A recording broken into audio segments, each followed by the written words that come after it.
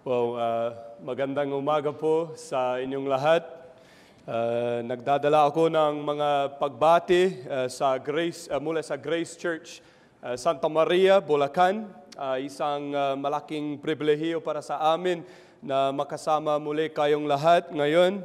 Muli maraming salamat po kay Pastor Ishmael, Pastor Joseph, Pastor Mon para sa imbitasyon at lalo na ngayong umaga, kailangan maging patient kayong lahat sa akin habang sinusubukan kong magsalita ng Tagalog. Nag-aaral pa ako, but I hope it will be a blessing to you nonetheless. Buksan po natin ang ating mga Biblia sa tekstong binasa kanina at gaya ng sinasabi ko sa aking kongregasyon sa Bulacan, keep your Bibles open to the passage. Dahil hindi nyo kailangan marinig kung ano ang nasa puso ko, ngunit kung ano ang nasa banal na salita ng Diyos. Revelation chapter 2, and these are opening 7 verses. Pero bago tayo magsimula, manalangin po tayo. Let's pray. Great God and Heavenly Father, we thank you that your word is truth. And in a world where there is so much error and confusion, how we need this book in order to teach us how to live and to glorify you and to enjoy you. We pray, Lord God, that through your word this morning, you would give us eyes to see and ears to listen and hearts and minds to be responsive to the wonderful things that are found here in your words. This we pray, not because we deserve it, but because we come pleading the merits of our Savior, the Lord Jesus Christ. Amen. Ano ang nangyayari sa isang mag-asawa sa pagitan ng pagpirma ng kontrata sa kanilang masayang araw ng kasal at ang paghahain ng annulment habang pinipili nilang maghiwalay? Ano ang naging mali sa mga buwan at taon sa pagitan ng dalawang makaibang okasyon na iyon? Upang maging simple, ito ay pagkawala ng pag-ibig. It is the loss of love. Ang mga pangakong pangkasal to have and to hold, for better, for worse, in richer and in poorer, in sickness and in health, ay nabasag na. Ngayon ay wala nang natira kundi kapaitan, pagkabigo at kalungkutan. Nakakalungkot man, ngunit ganito rin ang nangyayari sa ilang mga iglesia ngayon. Ang mga miyembro ay masigasig na nag-sign up, buong puso nilang pinaktibay ang confession of faith at ang family covenant. Sila'y tila nakatuon na maglingkod sa Panginoon bilang bahagi ng iglesia. Ngunit sa paglipas ng panahon, nawawala ang bagong sigla. The novelty wears off. Maaring externally present sila sa iglesia, pero sa loob nila, internally, they are somewhere else. Patuloy nilang ginagawa ang ministeryo, ngunit wala ng puso sa kanilang ginagawa. Anong trahedya na maraming miyembro ng napakaraming iglesia sa kasalukuyang panahon ay tumutugma sa paglalarawan ng iglesia ng Efeso dito sa Pahayag Kabanata 2. They have abandoned the love that they had at first. Nawawala na ang pag-ibig. Bago natin pag-uusap tungkol sa unang sulat na isinulat ni Kristo at ipinaabot sa mga iglesia sa buong Romanong probinsya ng Asia Minor, ito muna ang konteksto. Ang apostol na si Juan, ang alagad na minamahal ni Jesus, ay hindi inilagay sa isang tropical na isla tulad ng Boracay or Siargao upang i-enjoy ang isang nakaka-relax na bakasyon. Hindi naman siya ay isang captive sa isla ng Patmos. Subalit sa gitna ng tila pagkatalo, siya ay tumanggap ng isang glorious at victorious vision. A vision that was recorded to reveal the triumph of the Lamb, the Lord Jesus Christ. The champion of heaven is presented to this man. Pero napapansin mo ba ang irony na narito tayo sa isang aklat na ibinigay ng Diyos upang magdulot ng paghahayag sa iglesia? Ang aklat ay tinatawag ng Revelation, and yet it divides theologians. It puzzles preachers. It confuses the academics. A book called Revelation does quite the opposite in many hearts and minds today. Maraming iba't ibang opinion sa eschatology at mga controversy ay lumitaw. May ilan na nagsasabing ang aklat na ito ay dapat i-interpret ng literal. Samantalang may iba namang nagsasabi na ito ay metaphorical. Divided opinions. Ngunit hindi ako dito upang magpasimula ng isang debate, to dig down into eschatology. No, rather, sa halip na iyon, nais kong makita ninyo na habang natutuklasan natin ang lampstand sa chapter 1, na may 7 kandila representing ang 7 churches throughout Asia Minor, si Kristo ay walang intention na ilarawan ang mga problema na nangyayari sa 7 sunod na yugto sa kasaysayan ng iglesia, kundi upang talakayin ang real problems facing real churches in real time, which by application, I hope that we might see ay may kaugnayan sa ilang mga iglesia ngayon. Walang pinakamalapit na iglesia, geographical sa isla ng Patmos, ay matatagpuan sa lungsod ng Efeso, doon sa West Coast. Ito ay isang sentro ng commercial, isang lugar ng economic stability and strength. Gayon pa man, ang lungsod ay puno ng pagsamba sa mga Diyos-Diyosan. Pagan rituals, bukod sa mga ilang Kristiyano na naaabot ni Apostol Pablo sa kanyang second missionary journey noong AD 52, mayroong 2 competing places ng pagsamba ang umiiral sa lungsod na iyon. Una, mayroong temple ng Artemis, which apparently was isang wonder of the ancient world. People would have traveled from far distances to come and meet in that temple. Pero ikalawa, mayroon ding temple of worship para sa emperor na si Caesar. And yet, may isang iglesia sa lungsod na iyon na sa pamamagitan ng biyaya ng Diyos, nagtagumpay sa gitna ng korap at pagano na lipunan. Sa katunayan, ang kanilang patotoo noong mga unang araw ay napakaliwanag na ang pagbibenta ng mga estatwa ng ginto at pilag sa marketplace ay nagsimulang bumaba. At ang mabuting balita ay nagsimulang lumago. Ang missional na legacy ni Apostol Pablo ay patuloy na nabubuhay sa pamamagitan ng iglesia sa Efeso. His teaching has been well preserved. Sound doctrine, ang matibay na doktrina ng Biblia, ay tapat na ipasa mula sa isang henerasyon patungo sa susunod. But una sa lahat, bago natin tingnan ang isang complaint at ilang counsels, pansinin natin ang mga compliments dito sa verses 1 to verse 3 at doon sa verse 6. It says this, to the angel of the church in Ephesus, write this, the words of him who holds the 7 stars in his right hand, who walks among the 7 golden lampstands. I know your works. Ang anghel dito ay simpleng tumutukoy lamang sa isang mensahero. Maaring ito ay isang tao, marahil ang pastor ng iglesia, o baka isang supernatural na nilalang.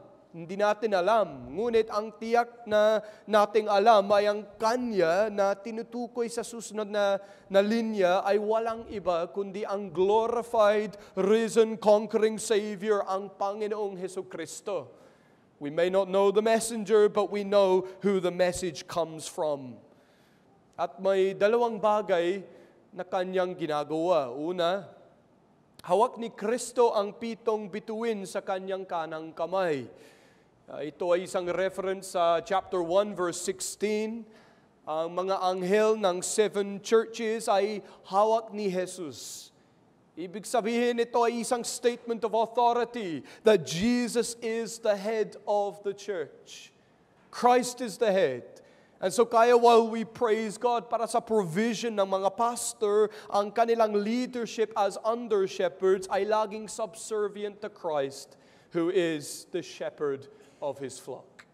Jesus is the head. Ang buong iglesia ay mahigpit na hawak sa Kanyang kanang kamay. At mga kaibigan at mga kapatid, that is both a word of comfort for us and a word of caution. Comfort and caution. Ito ay comforting sa atin dahil ito ay nagpapaalala sa atin ng ating kaligtasan ay seguridad sa Kanyang mga kamay. Ngunit simultaneously, ito ay nagbibigay sa atin ng caution, isang babala. Dapat tayong mag-ingat sa paraang paano tayo kumikilos sa loob ng kongregasyon. Hindi tayo malaya na gawin ang anumang gusto natin. Pero pangalawa, lumalakad si Kristo sa gitna ng 7 kandelero. Siya ay nasa gitna natin. He's in the midst of His church. He's not like a landlord who rents out his property to us as His people like we're tenants. He does not go around collecting our monthly payments, asking for occasional updates about the state of the property, but He's off the scene. Hindi naman siya ay naroroon sa bahay kasama ang Kanyang mga tao.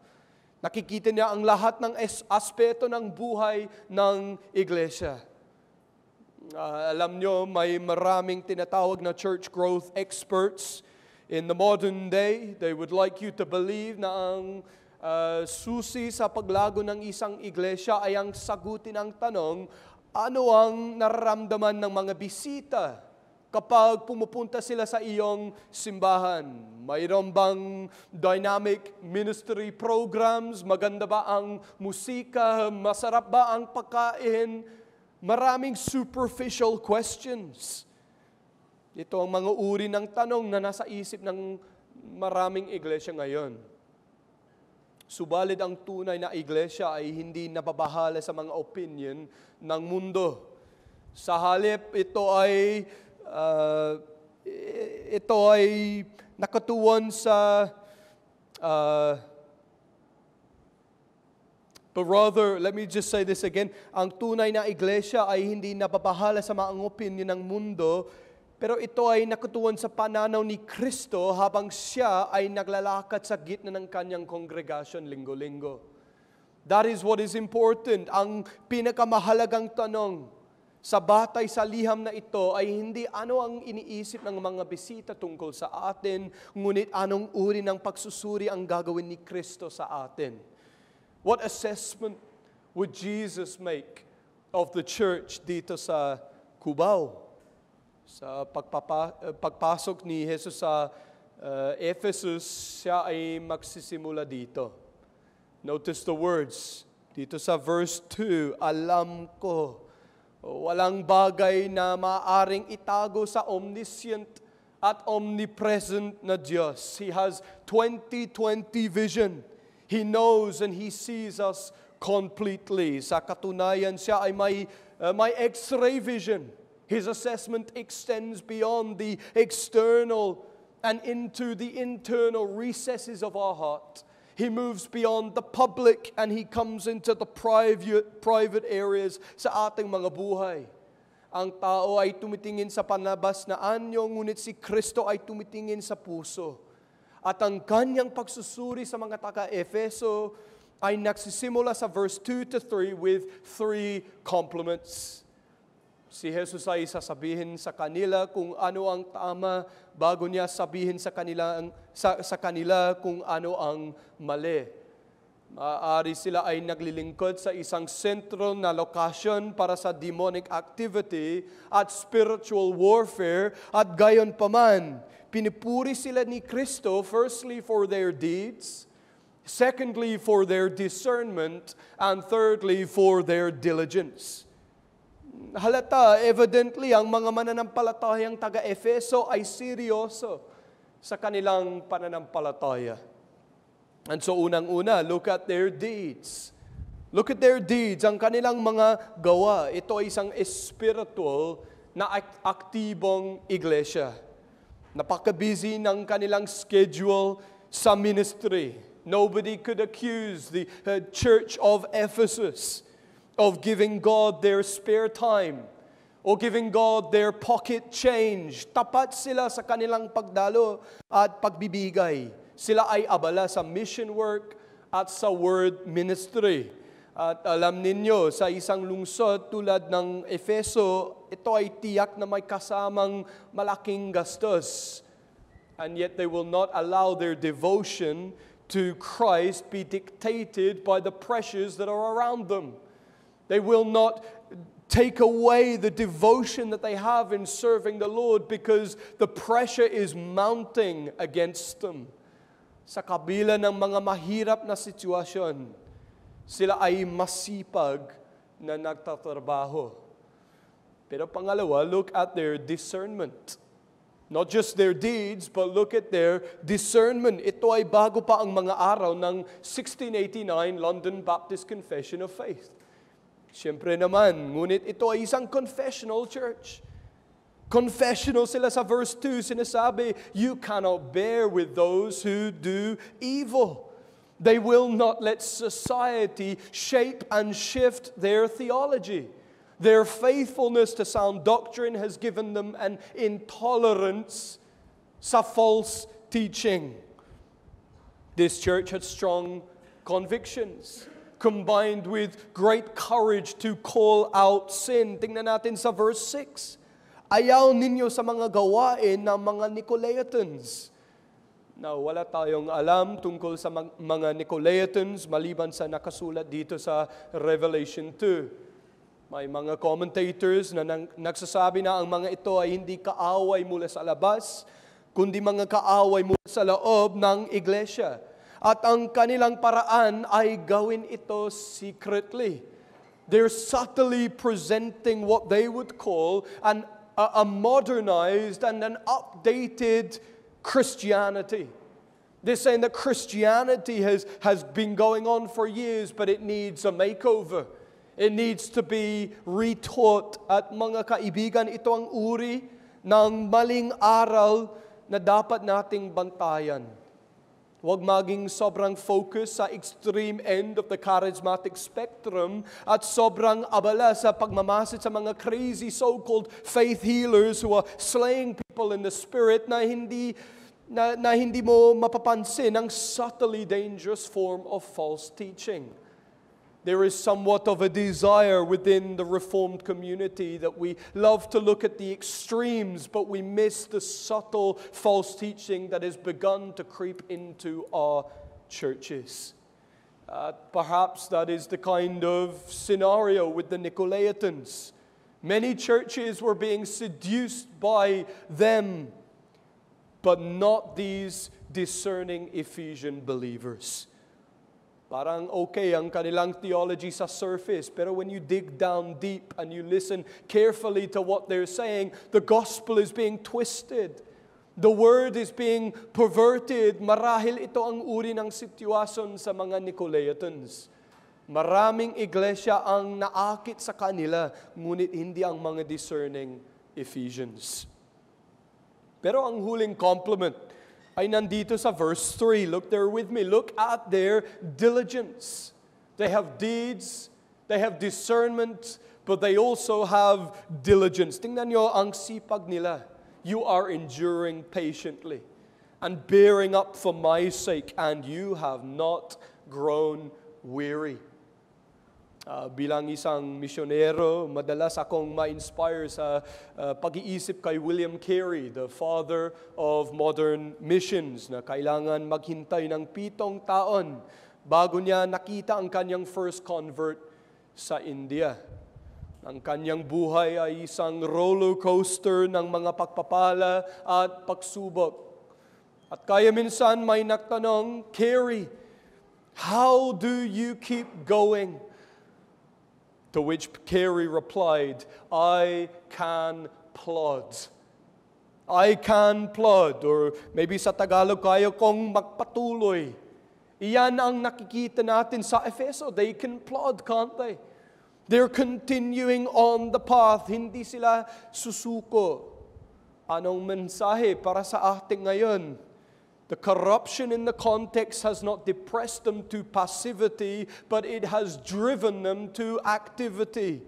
Anong halimbawa ang meron tayo sa mga unang talata ng Revelation 2? Sa katunayan, kung titigilan lang natin dito sa verse 3, baka tayo ay mahikayat na sabihin ang iglesia ng Efeso ay isang napaka-perfectong lugar na mapuntahan.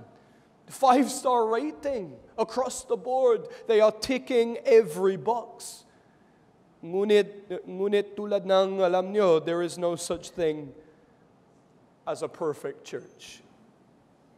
Mahal ko ang Cubao Reformed Baptist Church. 11 years ago, I first came and preached here for you. Pero tulad ng sinabi ni Spurgeon, if we want a perfect church, we must wait until we get to heaven.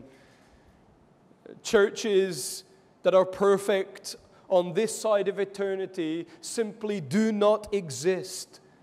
At habang lumipat tayo sa verse 4, matutuklasan natin na totoo iyon, as 3 compliments are now met with 1 complaint.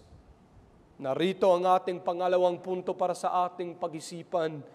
Ngayon, narito ang complaint, isang reklamo. But I have this against you.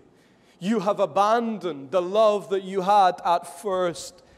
Alam ninyo, ang buong unang liham na ito sa iglesia sa Efeso ay naglalagay ng pansin sa mga salitang mababasa natin sa Mateo, Kabanata 22 at verse 34 at mga sumusunod. And also Deuteronomy 6 as we read earlier. The Pharisees, it says, they tested Jesus with this question, Teacher, which is the greatest commandment of the law? Jesus replied, Love the Lord your God with all your heart and all your soul and all your mind and all your strength. This is the first and the greatest commandment. And the second is like it, love your neighbor as yourself. All the law and all the prophets hang on these 2 commandments. Bumabalik sa ating teksto, ano ang ating natutuklasan? Maraming tamang ginagawa sa iglesia, ngunit may isang bagay na kulang. They have abandoned their first love. Sinira nila ang pinakamahalagang utos. At ang nag-iisang reklamo na ito ay sumisira sa anumang papuri. Mga kaibigan, ipinapakita sa atin ni Kristo ang panganib ng pagkakaroon ng lahat maliban sa pinakamahalagang bagay. You have abandoned your first love.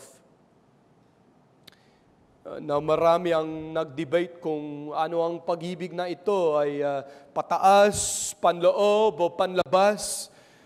Is it love for Christ? Is it love for one another? Is it love for the lost? Well, naniniwala akong ito ay pag-ibig kay Kristo. Ito ang pangunahing bagay. Sa lahat ng kanilang paglilingkod bilang mga Kristiyano, they have not merely lost Christ as their first love, as some translations say they lost the love, but rather iniwan nila ang kanilang unang pag-ibig. Sa ibang salita, hindi ito accidental, kundi may layunin. They have done it on purpose. Now that phrase, first love, is immediately recognized as a kind of example of honeymoon period style love. Maybe there are some new couples in the room this morning. And so you know what it means, don't you, to be in that honeymoon season. Mga mag-asawa, naalala niyo ba ang panahon na iyon sa inyong relasyon? You had strong feelings, hindi kayo mapigilan sa pag-iisip tungkol sa isa't isa. Palaging gusto ninyong magkasama, ginagawa ninyo ang lahat ng bagay na magkasama. It's an exciting time, ang honeymoon season. But later on, the reality kicks in.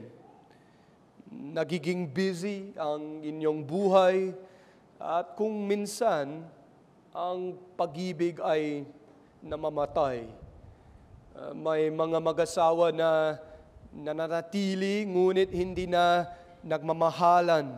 Nagtala sila ng pangako till death us do part. Pero sa madaling panahon, nawawala na ang masiglang pagmamahal.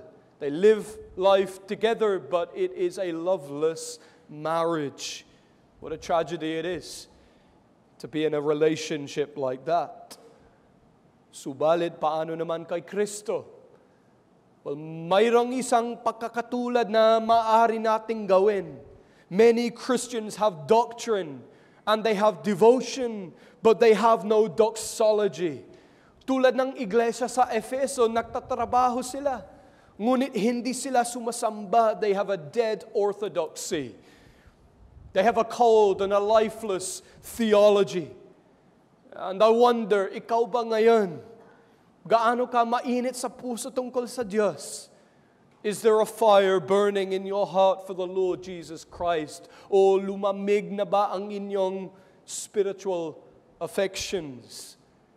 Nakakalungkot na makita natin ang maraming Reformed Christians ngayon na nagmamayabang sa kanilang talino. You know, Christians like that, they've got bookshelves filled with the finest theological literature. But those books have done nothing to their heart. They sit in congregations where the Word of God is faithfully expounded to them. But the Word has led to no change in their life. Mga kaibigan, ang pinakamahalagang katotohanan tungkol sa Diyos ay hindi dapat itago tulad ng mga aklat sa isang library, kundi sila ay dapat magbago sa loob at labas natin. There is to be loving application to the lofty truths about God. We are to put this word into practice day by day.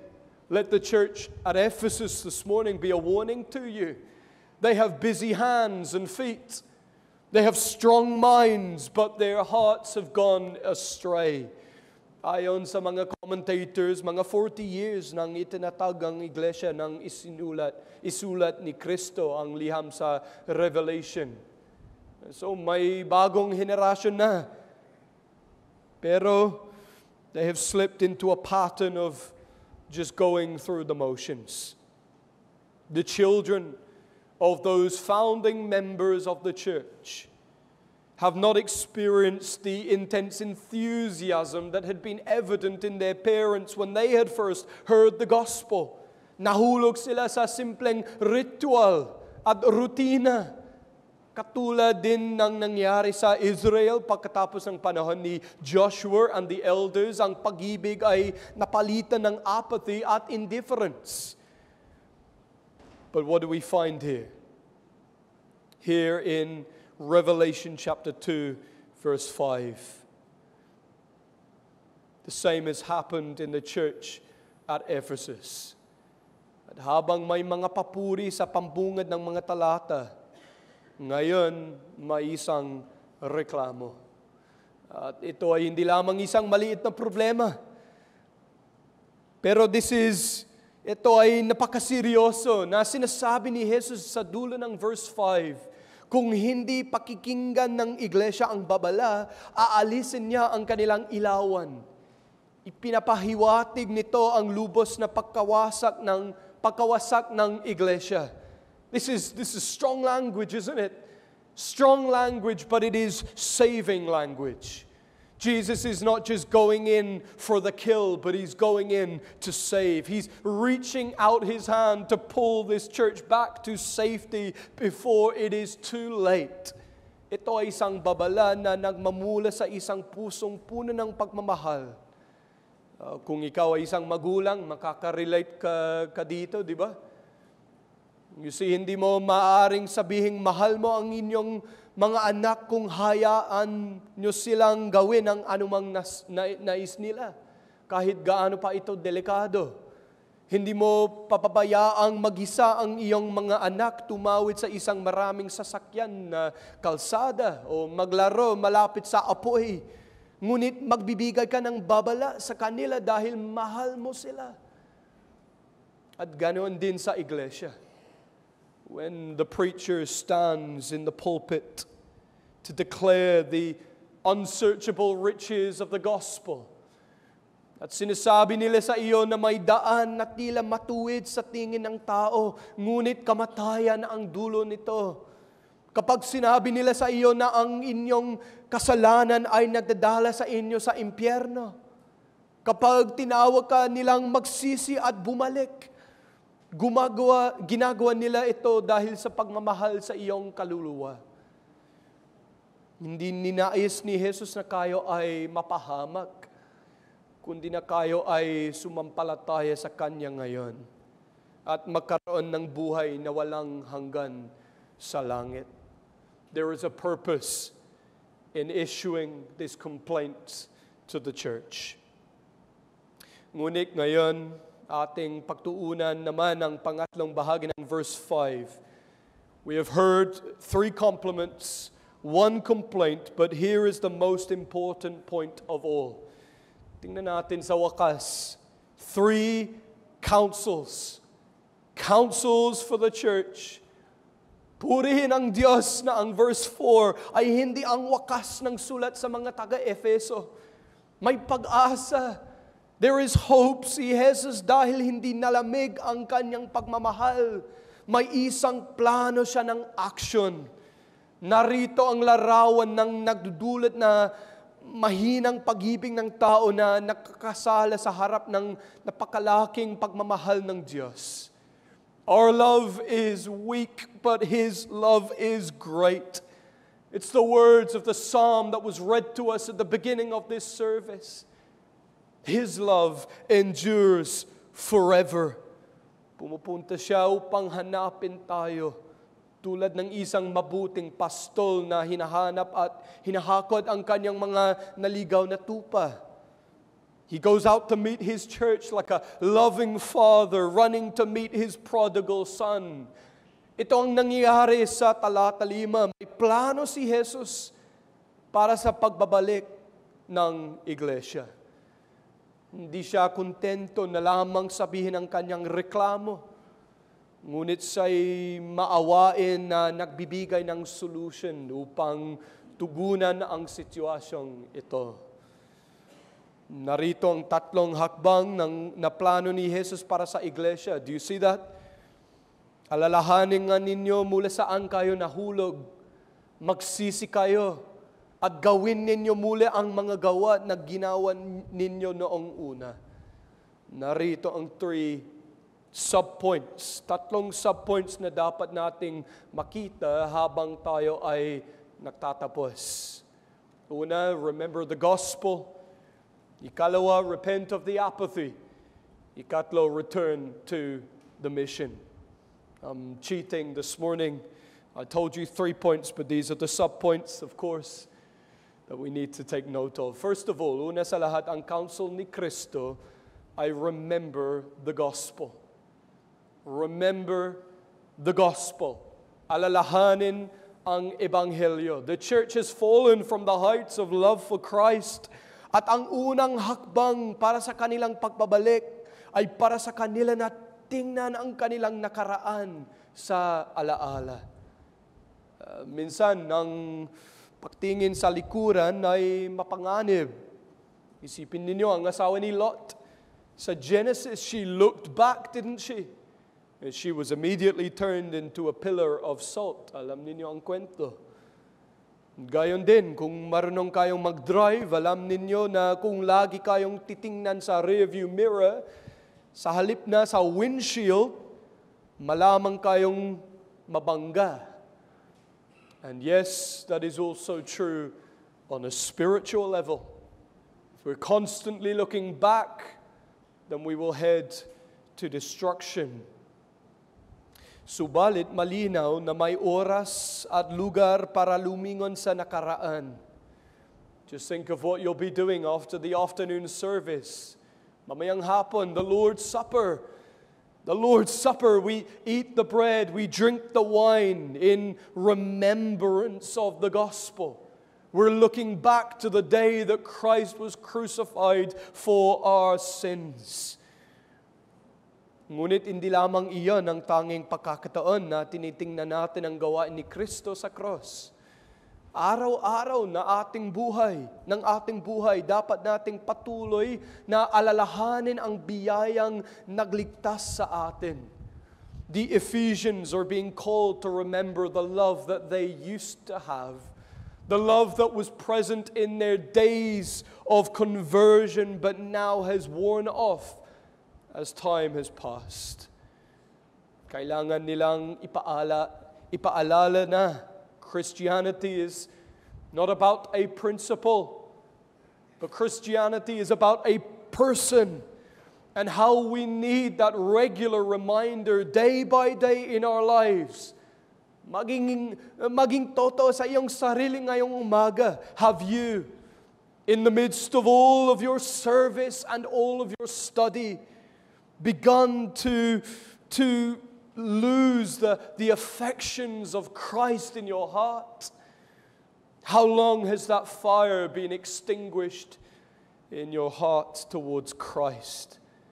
Do you remember the love that you had at first? Naalala mo pa ba kung ano ang nakpahanda sa iyo na talikuran ang lahat ng kaligayahan ng buhay na ito upang makamtan si Kristo? Can you sing with conviction, Amazing Grace? How sweet the sound that saved a wretch like me. I once was lost, but now am found, was blind, but now I see. Are those words precious to your soul? Well, if not, mga kaibigan, tingnan ninyo kung nasaan kayo noon at tingnan ninyo kung nasaan kayo ngayon. Think back and look now. Ang ilan sa inyo ay inapuso ng mga prosperity preachers na ang tanging iniisip ay ang kanilang sariling bank account habang sila ay nasa pulpito. Ngunit, narito kayo ngayon sa isang lugar kung saan si Kristo ay dinatakila. His name is being exalted. His word is being preached. At ngayon, kayo'y naninindigan sa pananampalataya kay Kristo. Lubos na pinatawad sa lahat ng inyong kasalanan, hindi dahil sa inyong mga gawa, kundi dahil sa Kanyang biyaya. You have been elected. You have been called, you have been regenerated, you have been converted and justified and adopted and sanctified, and one day you shall be glorified. Ang Diyos Ama, ang Diyos Anak at Diyos Espiritu Santo ay pumasok sa isang tipan ng pagtubos upang ipadala si Jesus mula sa langit patungo sa lupa. Mabuting balita ng malaking kagalakan ang ipinahayag ng mga anghel sa mga pastol sa isang burol. Isang sanggol ay isinilang sa Bethlehem. And this baby would grow up to live a perfect life. And he would go to the cross to die a sinless death on our behalf. Ang lahat ng poot na dapat ay bumagsak sa atin, bumagsak sa Kanya, bumagsak sa Kanya sa cross, ang ating kasalanan ay inilipat sa Kanya, ang Kanyang katwiran ay inilipat sa atin. It's the theology of double imputation. We get His riches, He takes our poverty. At mga kaibigan, kung ang isang glorious gospel na tulad nito ay hindi nagpapuno ng pagmamahal sa iyong puso, there is a very high chance, a high probability that you are not a true Christian, that you have not truly believed in this glorious gospel that is being called to your remembrance this morning. And if that is the case for you today, let me extend the gospel to you right here, right now. Si Jesus ay tagapagligtas para sa mga makasalanan tulad ninyo. And I urge you, and I encourage you to come to Jesus today. Siya ang inyong tanging pag-asa. Alalahanin ang Ebanghelyo. Pero ikalawa, we need to repent of the apathy. Repent of the apathy. Magsisi kayo sa apathy. Ano ba ang kahulugan ng salitang apathy? Well, ito ay kawalang pakialam. It is a lack of feeling. Itong nangyayari sa maraming churches ngayon. At kailangan natin ng pangangarang ngayon na magsasalita laban sa tukso ng kawalang pakialam sa loob ng katawan ni Kristo. Preaching that confronts the problem of apathy. Makikita ninyo kung ang pag-ibig sa Panginoon natin ng buong puso ay nasa sentro ng 10 utos, kung gayon ang pag-ibig sa Diyos ay nasa maliit na bahagi lamang ng ating puso, ito ay kasalanan. Let's call it for what it is. At ano ang gagawin natin kapag tayo ay nakasala? Magsisisi tayo. Ibinabalik natin ang ating sarili sa Kanya. Ang dictionary definition ng salitang pagsisisi o repentance ay na nagbabago tayo ng isip. Pero ito ay higit pa sa isang bagay na nangyayari sa isip lamang. Ito ay practical na nagbabago ng buhay. Kailangan natin ng ebidensya na talagang tayo ay nabago. Dapat may maliwanag na paghiwalay sa kasalanan at bunga ng pagsisisi. Ang aming pagtugon sa kasalanan ay hindi dapat passive, kundi radical. We don't just deal with it when we find the time, but we deal with it decisively in the moment. Tulad ng isang soldier who lies in wait and anticipation. He's wary of being ambushed. He's always alert. His finger is ready on the trigger of his gun. Kaya dapat tayong maging handa sa kalaban. We must be ready on the trigger to shoot at any sin that threatens our path to holiness. Tulad ng isang magsasaka na nagtatanggal ng mga damo. Hindi lang siya kumuha ng gunting at nagputo ng mga damo mula sa ibaba ng tangkay. Hindi humuhukay siya sa mas malalim. Binababa niya sa mga ugat. He digs down deep upang walang paraan ito na makabunga muli. Ganoon din dapat para sa atin. Sabi ni Richard Baxter, isang Puritan, you need to be killing sin, or sin will be killing you. We must put to death all of the sin that dulls the appetite for the things of God's Word. We must turn away from anything that would steal our time for prayer. Dapat tayong magsisi sa anuman apathy sa ating buhay. Ngunit sa pagtatapos natin, not only must we remember and repent, ngunit ang huling counsel ni Kristo ay return to the mission. Return to the mission. Bumalik tayo sa mission. Narinig na natin tungkol sa unang pag-ibig, ngunit ngayon ay nakikita natin ang unang gawain. Go back to the things that you used to do. Go back to those works. Yes, we are not saved by our works, but we are called to good works. Sa madaling salita, fulfill the Great Commission. Take the gospel to the ends of the earth. Expect great things from God. Attempt great things for God. Alam niyo, minsan ang sigasig ng isang batang mananampalataya ay isang great rebuke sa apathy ng matandang mananampalataya. The young believer, they might not have the wisdom that comes with age, but with some direction, with some sound teaching, that energy and that zeal can be a great tool in the kingdom of God. At iyon ang hinahanap ni Kristo. Let us not just be missionally minded, but let us be missionally active. Let us not just say that we long to see people come to Christ and be saved, but let us get off our backsides, go out of these doors and take the gospel to them. We need to love God at patunayan ito sa paraan na ating pagtulong sa mga nawawala. Let us return to the mission. Well, if we will not heed the counsel, then we need to listen up to these final verses. Si Jesus ay nagbabanta na bumalik. This is not a reference to the second coming of Christ, but this is a spiritual special coming directly to the church at Ephesus upang alisin sila mula sa lampstand.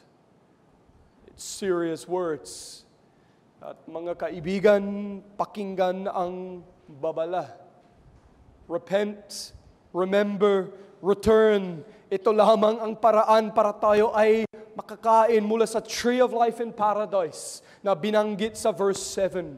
Ito lamang ang paraan upang magtagumpay. And so by way of challenge, I want to ask you this question once again. Nasaan nga ba ang pag-ibig sa iglesyang ito ngayon? Where is the love? Has it been abandoned? Mga kapatid, Jesus longs to see you revived. His hand is outstretched and ready to restore you. Kahit kailan ang ating pag-ibig ay nauubos, ang kanyang pag-ibig ay nananatiling magpakailanman. His love does not work in the way that our love works. But His is a love that endures forever. Well, nakikita ko ang ilang tenga sa loob ng gusali ngayon. Ito ang aking panalangin na gamitin ninyo ang mga ito upang marinig at tumugon ang sinasabi ng Espiritu sa pamamagitan ng kanyang salita. Let's pray.